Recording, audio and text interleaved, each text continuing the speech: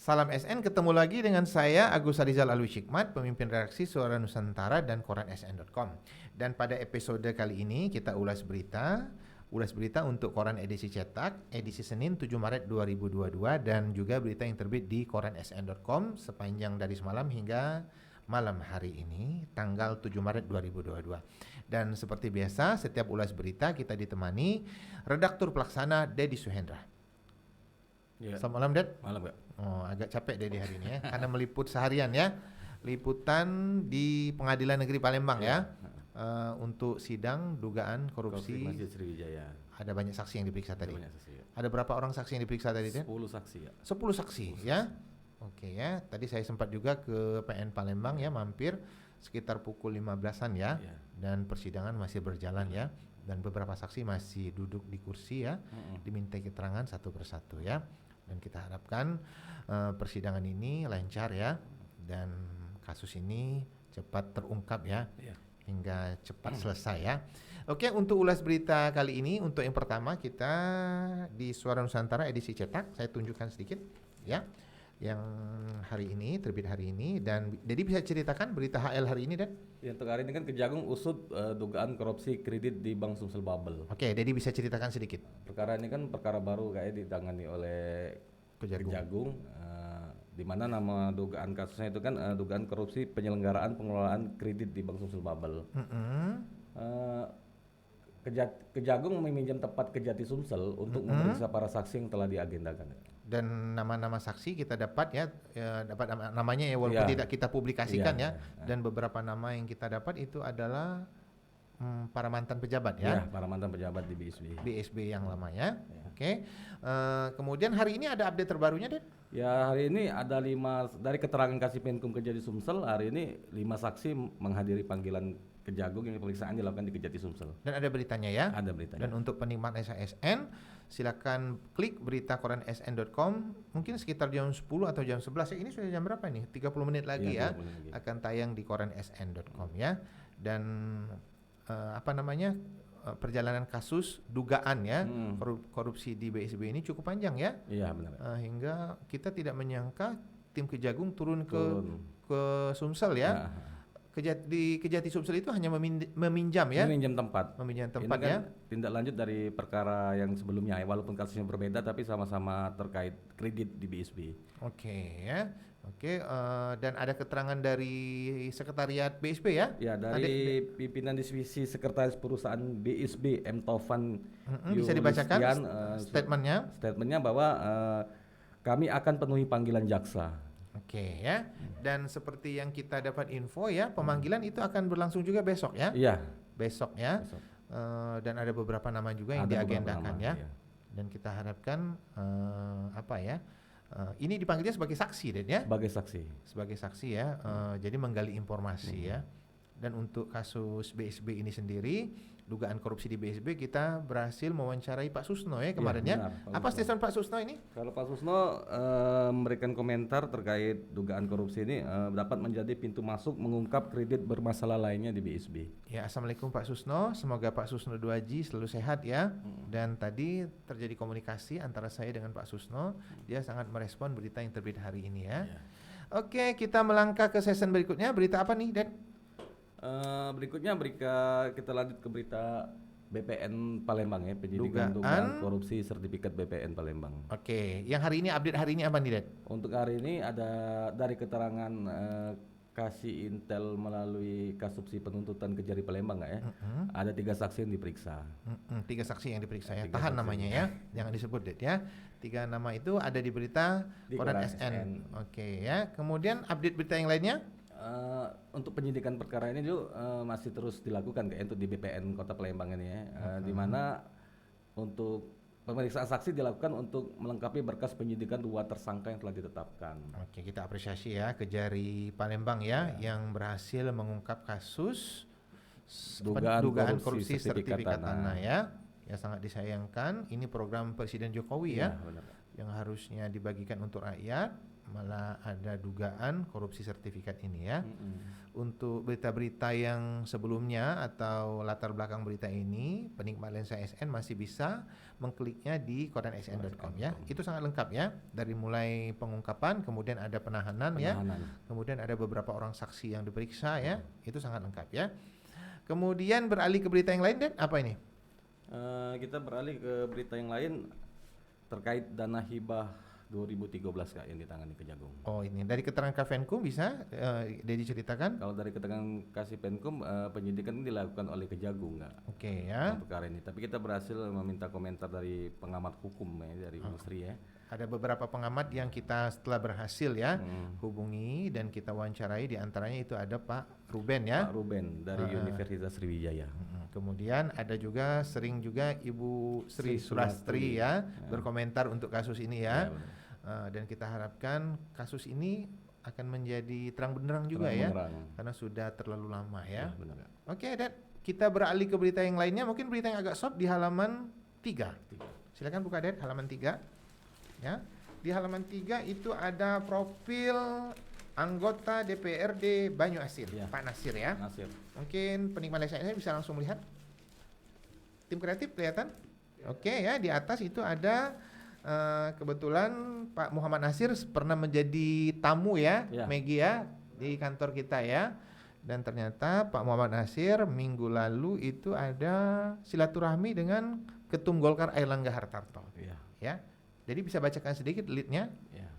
Muhammad Nasir, calon Bupati Musi Banyu Asin tahun 2024 menghadiri acara silaturahmi Ketua Umum DPP Partai Golkar Airlangga Hartarto di kediaman Haji Bashir, mantan Ketua DPD 2 Partai Golkar Banyu Asin. Oke ya, dan setelah menjadi tamu di Lensa SN kita jadi mengetahui ya, bahwa seorang Pak Nasir itu dengan aktivitas yang begitu padat ternyata akan mencalonkan menjadi Bupati Mubah tahun 2024 ya. Semoga cita-cita mulia dari Pak Nasir ini tersampaikan. Amin ya. Salam sukses selalu untuk Pak Nasir ya dari kru Lensa SN ya. Dan seperti biasa untuk setiap ulas berita kita ditemani tim kreatif ya. Megi Chung, apa kabar? Baik Kak. Kebetulan pada saat syuting ini hujan turun sangat deras ya. Ya. Untuk Ilham, halo ya. ngantuk atau masih segar ini? Segar Kak, semangat. Segar. Dan untuk diketahui bahwa kedua rekan kita ini adalah mahasiswa semester akhir ya, yang masih menyusun skripsi ya. Mudah-mudahan skripsinya cepat selesai ya. Amin. Oke ya. Oke, kita melangkah ke berita yang lain, Dan. Mungkin berita di OTT KPK Mubah ada yang terbaru, Dan? Untuk OTT KPK Mubah hari Kamis ya. Hari Kamis ya, sidangnya diagendakan ya. Diagendakan. Dan kita tunggu saja ya. Kita tunggu saja ya. Ini juga berita yang viral ya di koransn.com dan ditunggu-tunggu oleh pembaca Suara Nusantara dan koransn.com ya.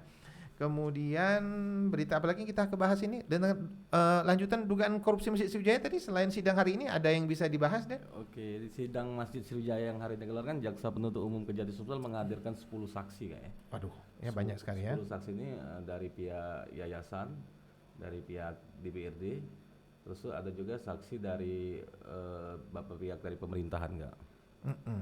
Dan persidangan tadi bisa dikasih bocoran sedikit, terjadi pertanyaan apa aja, dikit aja deh. Ya, salah satunya bahwa pihak yayasan khususnya mengakui, ada saksi dari pihak yayasan mengakui jika proposal itu memang tidak ada. Oke ya, dan terjadi pertanyaan dari hakim tadi ya, kepada pihak yayasan ya. Kemudian terjadi juga apa namanya, saling lempar tanya jawab ya. Dan untuk berita lengkapnya itu tetap klik koransn.com. Dipecah jadi berapa berita nih, Dad? Rencananya sekitar 4 atau 5 berita. 4 atau 5 berita kita buat rinci ya, biar pembaca koransn.com itu terpuaskan ya. Dan berita yang tentang dugaan korupsi Masjid Sriwijaya ini sangat ditunggu-tunggu ya. Karena mungkin ya Koran SN mengikuti persidangan secara menyeluruh hingga kita bisa membuat judul per detil ya berita ya. Oke, kita lanjut ke berita yang mana lagi? Mungkin di halaman 12, Den, ya. Di halaman 12 kemarin ada peringatan hari lahir Nahdlatul Ulama ya. Ya, mungkin Dedi bisa bacakan judulnya aja. Ketua PBNU Kiai Haji Yahya Khalil Stakuf sampaikan rasa terima kasih pada Herman Deru, Sumsel sukses jadi tuan rumah Harla NU se-Sumatera tahun 2022. Oke, keren ini ya. Ya, untuk selamat untuk Pak Herman Deru yang sukses jadi tuan rumah Sumsel ya. Sumsel sukses jadi tuan rumah Harla NU se-Sumatera tahun 2022 ya. Dan ini ada beberapa statement Herman Deru sebagai Gubernur Sumatera Selatan dalam peringatan Harla tahun 2000 Harla NU tahun 2022 ya. Yeah. Oke, benar ya, Harla NU peringatan hari lahir Nahdlatul Ulama ya. Harla itu maksudnya hari lahir ya, penikmat SASN ya. Kemudian kita beralih ke halaman 10 ya, ada berita soft juga nih, Ded ya. Ya. Ini kita ke Lahat ya. Oke, bisa ini maaf. Ya. Berita Lahat mungkin saya bacakan, Ded ya. Yeah. Bupati Ciujang ucapkan terima kasih pada Herman Deru ikut membangun Lahat ya. Seperti kita ketahui minggu lalu itu Bupati Herman Deru mengadakan kunjungan ke Kabupaten Lahat ya. Dan dari foto-foto yang tersiar di Instagram pemerintah provinsi, kemudian Instagram Gubernur Herman Deru itu kita nampak itu ada peresmian jembatan ya. Dan itu dibangun dengan proyek bantuan dari, kalau tidak salah itu bantuan dari APBD Provinsi Sumatera Selatan ya. Iya, ada 69 proyek infrastruktur di Kabupaten Lahat diresmikan. Oke, ini salah satu fotonya, mungkin penikmat lensa SN bisa melihatnya. Bisa ini tim kreatif lihat? Bisa ya. Nah, Dedi bisa bacakan ini, yang mana ini? Yang berita yang ini? Ada Gubernur Sumsel. Oke Kak, bacakan. Gubernur Herman Deru meresmikan 69 item proyek infrastruktur di Kabupaten Lahat untuk tahun anggaran 2021. Oke ya, ada 69 proyek, kemudian ada Gubernur bersama Bupati Lahat Ciujang itu meninjau langsung ya jembatan yang dibangun di Kabupaten Lahat ya. Dan untuk diketahui tersiar juga di medsos itu ada terjadi dialog antara gubernur dengan warga Kabupaten Lahat yang mengucapkan terima kasih atas pembangunan jembatan yang sudah lama dinantikan di Kabupaten Lahat. Ya, mudah-mudahan dua kepala daerah yaitu Gubernur Sumsel Herman Deru dan Ciujang ini terus membangun infrastruktur yang dibutuhkan oleh rakyat Sumatera Selatan dan rakyat di Kabupaten Lahat. Oke, penikmat lensa SN, ini untuk tim kreatif, waktunya masih ada? Masih ada? Oke, kita bahas satu berita lagi dan mungkin ke halaman 6. Oke, di halaman 6 itu Muba Maju Berjaya. Ya, untuk rakyat Muba hari ini kita bacakan sedikit ya. Itu berita headline-nya itu Sekda Apriyadi ingatkan orang tua dan guru. Awasi anak dan siswa hati-hati berenang di sungai. Ya, oke. Ini peringatan yang bagus. Kemudian ada berita kebakaran sumur ilegal Desa Keban 1 Muba berhasil dipadamkan. Kemudian kita beralih ke halaman 7, Ded. Ya. Di halaman 7 itu persiapan verifikasi di KPU Musirawas Utara. Partai Nasdem panggil seluruh pengurus DPD, DPC dan DPRD. Oke, ini kemudian beralih lagi ke berita headline dan berita utama. Ada yang bisa dibahas lagi, Dan? Mungkin dari keterangan Kasih Penkum yang kita wawancarai hari ini ya, penyelidikan ini di mana pihak Kejagung mengagendakan beberapa saksi ke depannya kayak dalam rangka masih menggali mengumpulkan alat bukti untuk mengungkap perkara tersebut. Oke ya. Kemudian kita besok juga tim wartawan akan memantau juga pemanggilan untuk dari Kejagung ya, untuk apa itu mantan pejabat di BSB ya, benar ya, yang dilakukan di Kejati ya, di gedung Kejati ya. Kita tunggu saja beritanya untuk besok tapi ya. Oke, penikmat lensa SN, seperti biasanya di penghujung ulas berita kita ada quotes ya, dan quote kita hari ini cukup sederhana tapi mungkin bisa menjadi pelajaran bagi kita semua ya, bahwa emosi akan membuat masalahmu bertambah rumit. Oke, penikmat lensa SN, demikian ulas berita kita bersama redaktur pelaksana Dedi Suhendra ditemani tim kreatif Maggie dan Ilham. Dan kita berdoa semoga kanal YouTube kita ini semakin dicintai ya.